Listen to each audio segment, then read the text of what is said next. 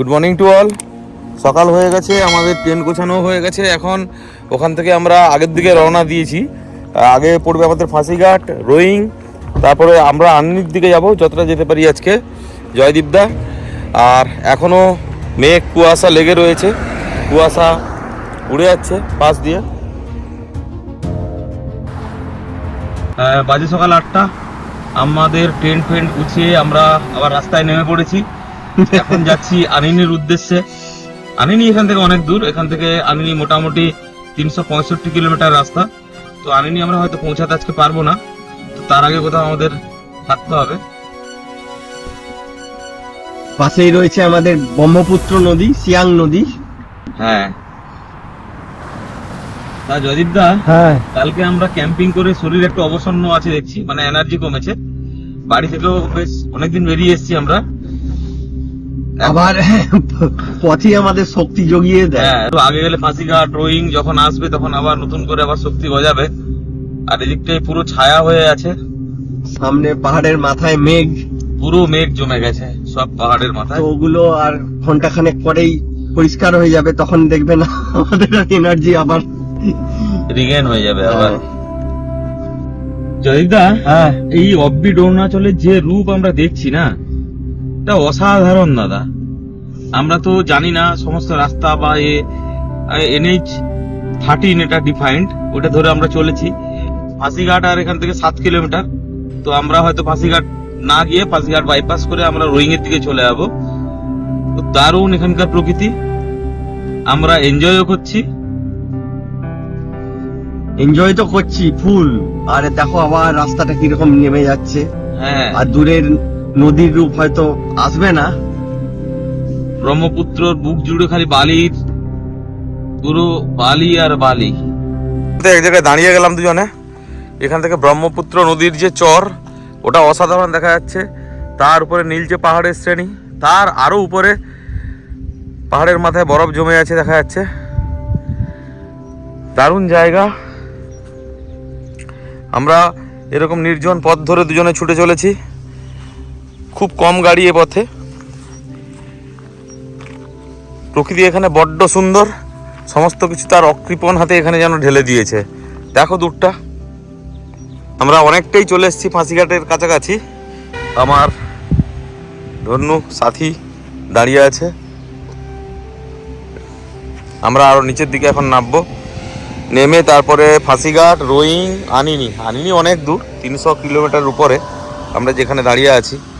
তাহলে আমরা এই টিবো ভিলেজ থেকে চলে যাব রোয়িং এর দিকে। রোয়িং এখান থেকে একদম পারফেক্ট 100 কিলোমিটার। আচ্ছা, আর বোমজির 57 দেখাচ্ছে। আর সোজা রাস্তা চলে যাচ্ছে ইটানগর, গৌহাটি, পাসিঘাট হয়ে। আমরা এই বাম দিকে নিলাম এবারে। হ্যাঁ, এবারে নদী আসবে বোধ হয় না একটু বাদে।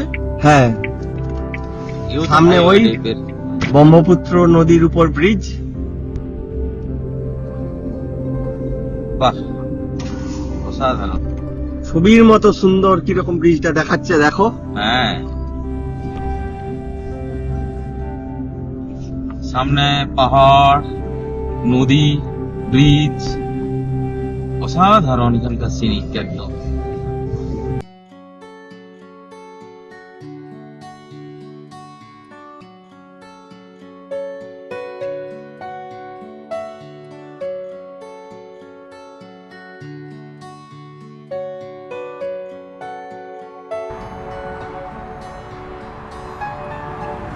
রাস্তাটা দেখো, একদম স্ট্রেট লাইন, একদম কে যেন পাহাড়ে গিয়ে ধাক্কা খাচ্ছে, মিশে যাচ্ছে একদম।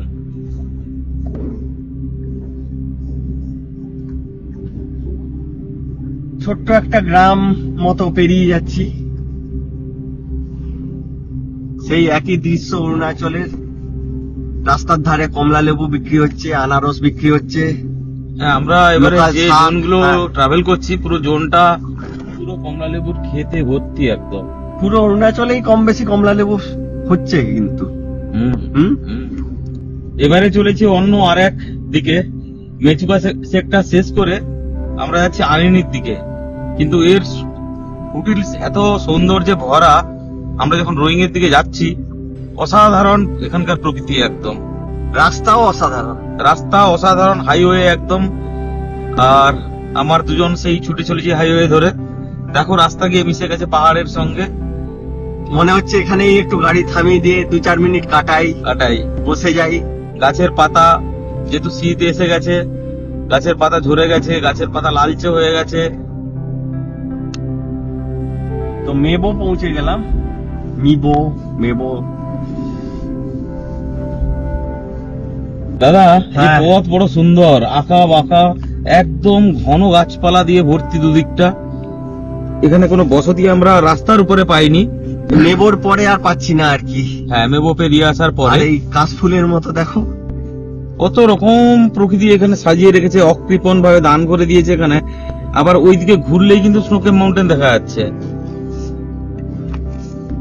নীল পাহাড় একদম দূরে, তার উপরে এটা পুরো আলাদা। অন্যরকম অরুণাচলের ওয়াইল্ড। এই অঞ্চলটা পুরো আলাদা। এই যে ঘুরছি, ওই দূরে নীলচে পাহাড়, আর পাহাড়ের মাথায় স্নো আছে। ওগুলো তো আসবে না। হ্যাঁ, তুমি তো তাওয়াংও করেছো, আমরাই করেছি একসাথে। না, এটা সম্পূর্ণ আলাদা। কাহো করেছো, কোথাও এরকম টাইপের পাওনি না, মানে একদম ফুটহিলসেই এরকম। আবার রোয়িং এ গেলে আরো ওরকম তুমি পাবে, আলাদা টাইপের। ঘাসগুলোও চাইছে পথকে দখল করতে। দেখো কি অসাধারণ রাস্তা, দেখো দাদা। দেখছি, আমি বসে বসেই দেখছি।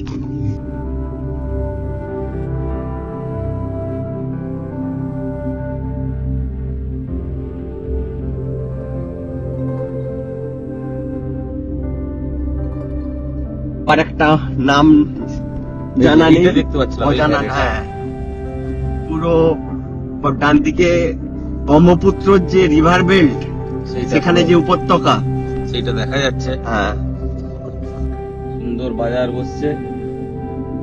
সর্ষে শাক, আদা, আনারস সবকিছু রয়েছে।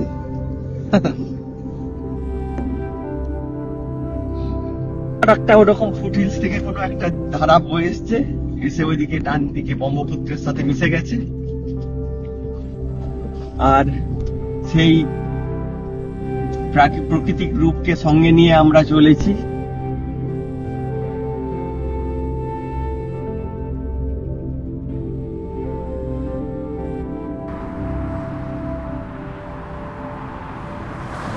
দেখো দূর ওই পাহাড় জুড়ে বরফ জমে আছে। হ্যাঁ, এবার কিন্তু বেশ কিছুটা আমাদের বাম দিকে খাড়া পাহাড়, কিন্তু আবার ঘুরতেই দেখো আবার সেই ঘন জঙ্গল ভরা পাহাড় চলে এলো। আমরা লাঞ্চের জন্য থেমেছিলাম এরকম একটা জায়গাতে। এখান থেকে আবার ডাম্বুক বলে একটা ডিস্ট্রিক্ট চালু হচ্ছে, lower Dibang valley district, Arunachal Pradesh. এই হচ্ছে ধাবা।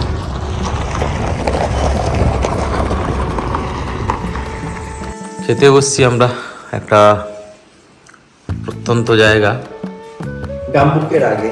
ডাম্বুক বলে একটা জায়গা আছে, তার কিছুটা আগে এরকম ওদের দোকানপাট।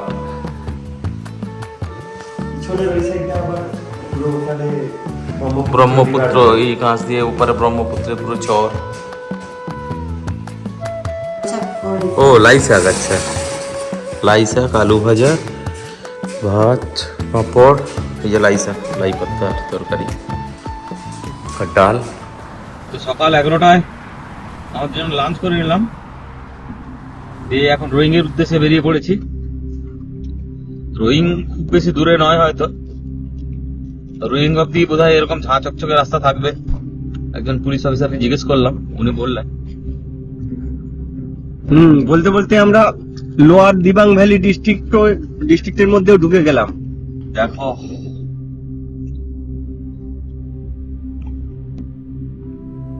দূর পাহাড়ে ন্যাড়া পাহাড়, গাছওয়ালা পাহাড়, ডান দিকে ব্রহ্মপুত্রের ভ্যালি পুরো একদম।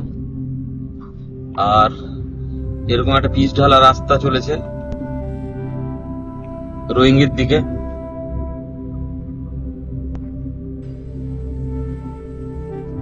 এটাও একটা ব্রেক পয়েন্ট, খাবার দাবার পাওয়া যায়, কিন্তু যেখানে খাবার দাবার খাওয়া হবে তার পেছনের ল্যান্ডস্কেপটা দেখো।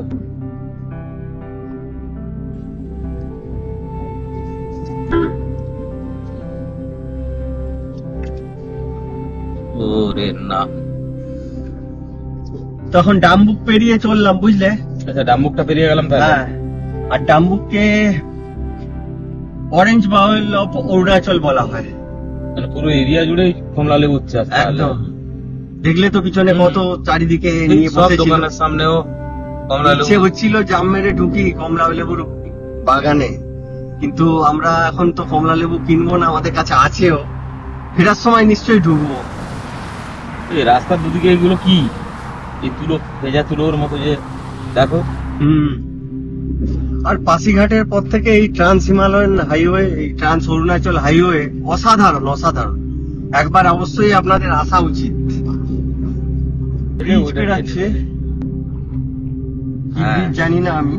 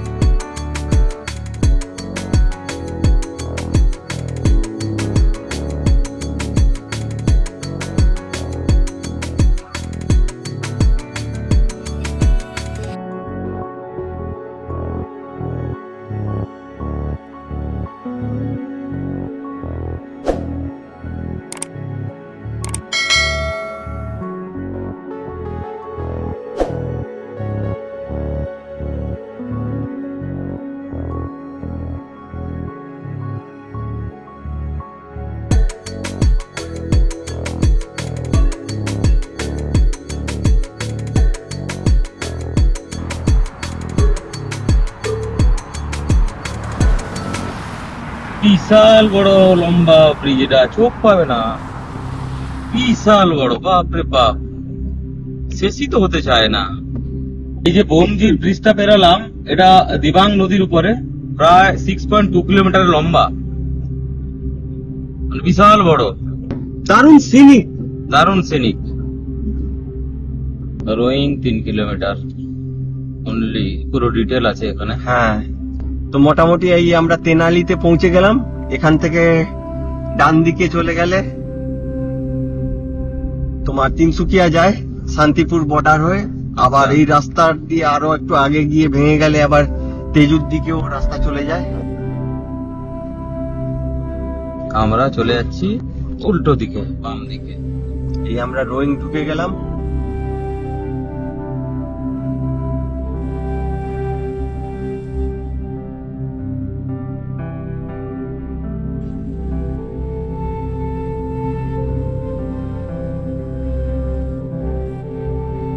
এই রোয়িং শহর অসাধারণ সুন্দর। কিন্তু এটা একদম ফুটহিলসে। হ্যাঁ, এই ডান দিকে একটা বেশ বড় পার্ক টাইপের রয়েছে, পেট্রোল পাম্প, সবকিছু ফেসিলিটি রয়েছে। ডিস্ট্রিক্ট হেডকোয়ার্টার না, আচ্ছা, দারুণ সুন্দর করে সাজানো। দেখো এখনো মনে হয় ওখানে কিছু ফেস্টিভ্যাল হচ্ছে। এই দেখাচ্ছি আমি, এটা একটা স্টেডিয়াম টাইপের, বিভিন্ন কালারের ফ্ল্যাগ উঠছে।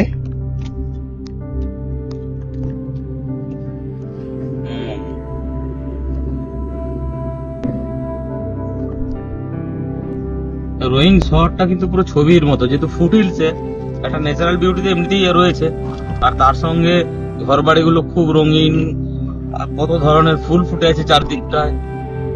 দারুণ, রোয়িং শহর এক কথায় অনবদ্য। দেওপানি নদীর ব্রিজ পেরাচ্ছি। এখানে কিন্তু দাদা NH 313 হয়ে গেল, NH 13 থেকে NH 313 হয়ে গেল। তো এখান থেকে মায়োদিয়া পাস এক্স্যাক্টলি 54 কিলোমিটার, বুঝলে? আচ্ছা, তো বাজে এখন 12টা 11। তো আমাদের মায়োদিয়া পাস লাইট থাকতে থাকতে পেরাতে হবে, তারপরে কোথাও থাকার ব্যবস্থা ভাবা যেতে পারে আর কি। ওয়াইল্ড লাইফ স্যাংচুয়ারির গেট এটা। আচ্ছা, জঙ্গল তাহলে প্রবেশ করলাম। বিভিন্ন, আমরা অনেকটা উপরে কিন্তু উঠে এলাম, আবার রাস্তার চরিত্র বদলে গেছে। আর এখান থেকে আনেনি দেখাচ্ছে 217 কিলোমিটার, মায়োদিয়া প্রায় 44 কিলোমিটার। 44 কিলোমিটার।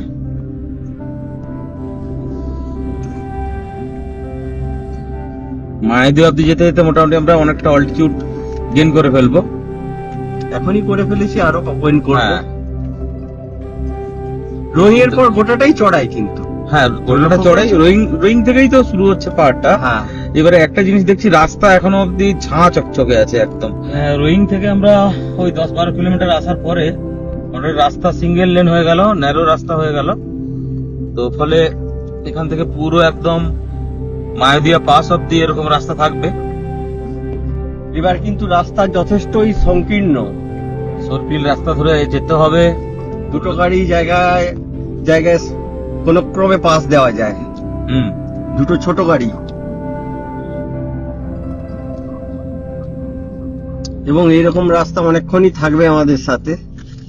প্রায় 20 কিলোমিটার মতো আসার পরে একটা গ্রাম পেলাম, তিয়ারি গাঁও।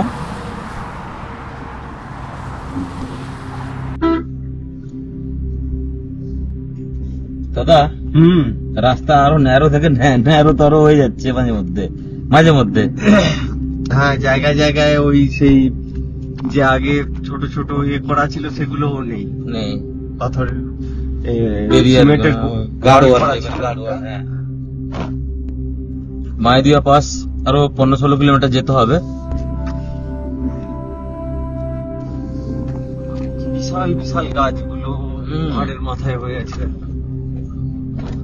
রাস্তাটাকে পুরো ঢেকে দিয়েছে, দেখাই যায় না সামনের কি আছে না 10-15 মিটার 20 মিটার করে দেখা যাচ্ছে, হর্ন দিয়ে দিয়ে দিয়ে দিয়ে করে, নাহলে হঠাৎ হঠাৎ গাড়ি চলে আসছে সব।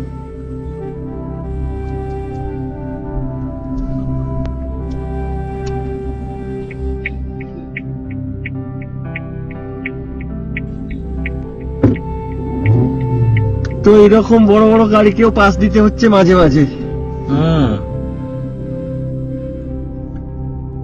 1:30 বেজে গেছে, কখন পৌঁছাবে গো?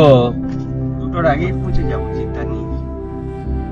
হ্যাঁ, তারপর মায়াদিয়া বেরোনোর পরে আমাদেরকে আবার তো 4টার মধ্যে থাকার ব্যবস্থাও করতে হবে। সে দেখি কোথায় হয়, হুল্লি এন্টোলিন হ্যাঁ, কতটা যেতে পারি, কিরকম রাস্তা পাবো তার উপর নির্ভর করবে কতটা এগাতে পারবো। একদম একদম। তো হুল্লি পর্যন্ত তো মনে হয় এই ছোট রাস্তাই থাকবে। ওই রাস্তা দিয়ে যাবো কিন্তু ওই দূরে।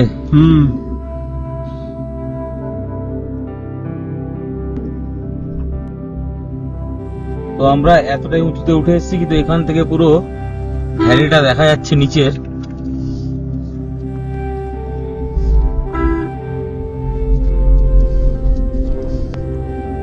রোয়িং শহর সমেত দিবাং ভ্যালি।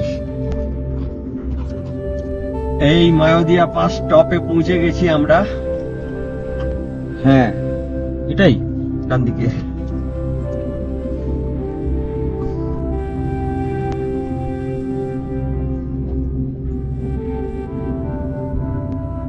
টপ, হ্যাঁ। এই যে মায়াদিয়া টপে পৌঁছে গেলাম।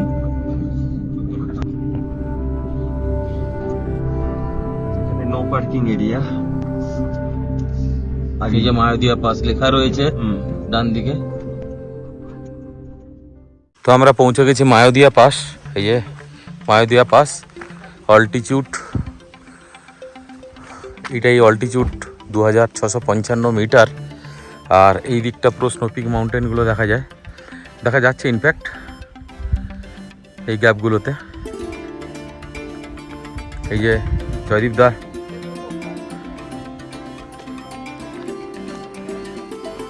আমার ধন্য মায়াদিয়া পাশে পা রাখলো। আর এই দিক থেকে ভ্যালি দেখা যায় পুরো একদম। অনেকটাই হয়ে গেছে চালানো, এখন এইখানে কিছুক্ষণ সময় কাটিয়ে আমরা আবার নেমে যাব। পেছনে স্নোপিক মাউন্টেন, মায়াদিয়া পাসের বোর্ড, আর এইদিকে ভ্যালি রয়েছে। বাপরে, ভালোই ঠান্ডা রয়েছে।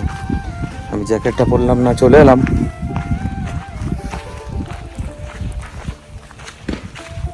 দূরে পুরো ভ্যালি দেখা যাচ্ছে, রোয়িং শহরের যে ভ্যালি, নদীর আঁকিবুকি, কাটাকুটি খেলা খেলে চলে গেছে সব। দিকটা পুরো স্নোপিক মাউন্টেন দেখা যাচ্ছে, তো নীলচে আকাশ। আমরা নিচে নামবো, নিচের দিকে। এখন মায়াদিয়া পাস পৌঁছে গেছি আমরা, এবারে নিচে নামার পালা আইনির দিকে।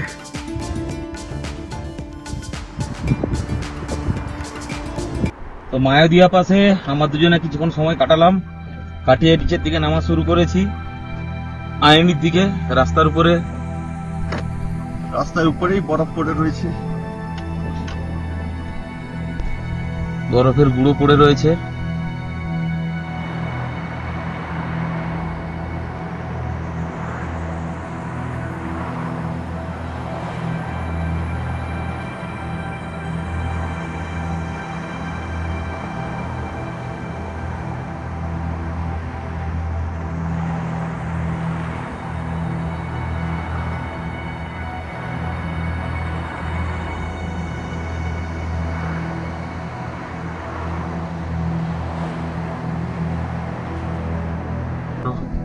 গাড়ি স্কিড করছে।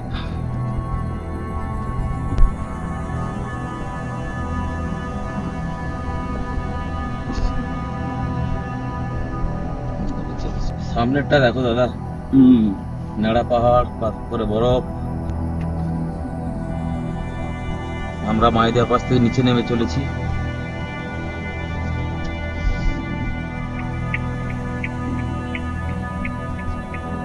তো আমরা 65 মাইল পৌঁছে গেছি। তো এটা একটা বড় ব্রেকিং পয়েন্ট, লাঞ্চ ব্রেকফাস্ট। তো আমাদের তো ব্রেকফাস্ট লাঞ্চ একসাথেই হয়ে গেছিল, তো সেই জন্য আমরা আর দাঁড়ালাম না, আগে বেরিয়ে যাচ্ছি। 2:30 বাজে এখন। হ্যাঁ, বাজে মাত্র 2:50। এরকম মানুষ অন্ধকার নেমে যাবে, নেমে গেছেই। হ্যাঁ। আর তো রোদ ঢোকার সম্ভাবনাই নেই। না, আমাদেরও আস্তানা খুঁজতে হবে আজকে। কি করব এখনো জানি না, ক্যাম্পিং করলে তার জায়গা পাবো কিনা, আর এদিকে রুম পাবো কিনা, কেন এটা অনেক বেশি অফবিট, ঘর বাড়ি কোনো দেখাই যায় না, কিলোমিটারের পর কিলোমিটার। থাকার কোথাও একটা বন্দোবস্ত তো করতে হবে। যারা যায় সাধারণত রোইং থেকে সোজা রোইং থেকে একদম চলে যায়। আমরা তো অনেক দূর থেকে আসছি। এই দিকটা কিন্তু প্রচুর কলা গাছের প্রাচুর্য রয়েছে। দেখা গুগল ম্যাপ দেখেছো? হ্যাঁ, দেখছি তো। এই পথ ধরে নামছি কিন্তু আমরা, এই যে আঁকা মাকা একদম পুরো নিচে নেমে চলেছি আমরা।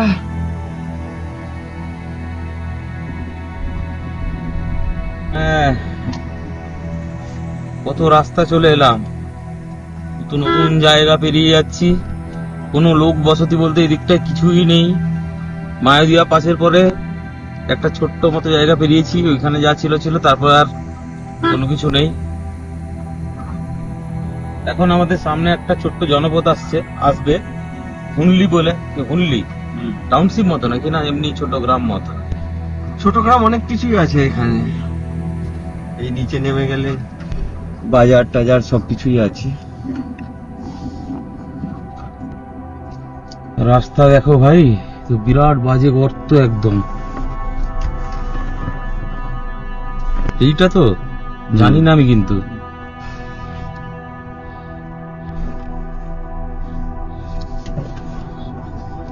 ওঠা দম দেখবে।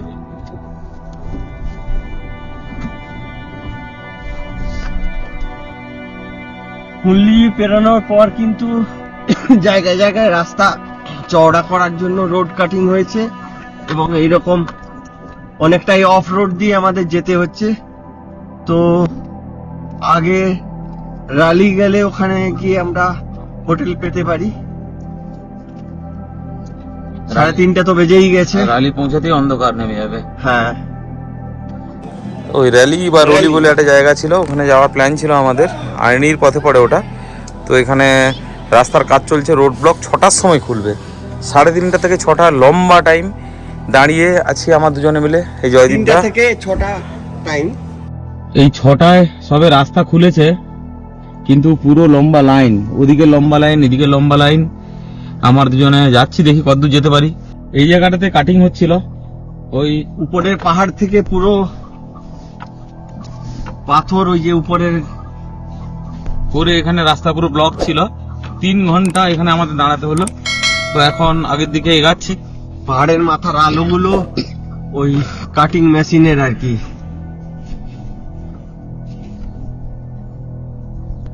তখন আমরা কোথায় পৌঁছাবো জানি না, পুরো ধুলো মাখা পথ, বাজে সন্ধ্যা 6:30, এখানে তো গভীর রাতের কাছাকাছি, আর পুরোটাই নোম্যান্স ল্যান্ড। নোম্যান্স ল্যান্ড, কোনো থাকার মানুষ কোনো নেই। জায়গা নেই।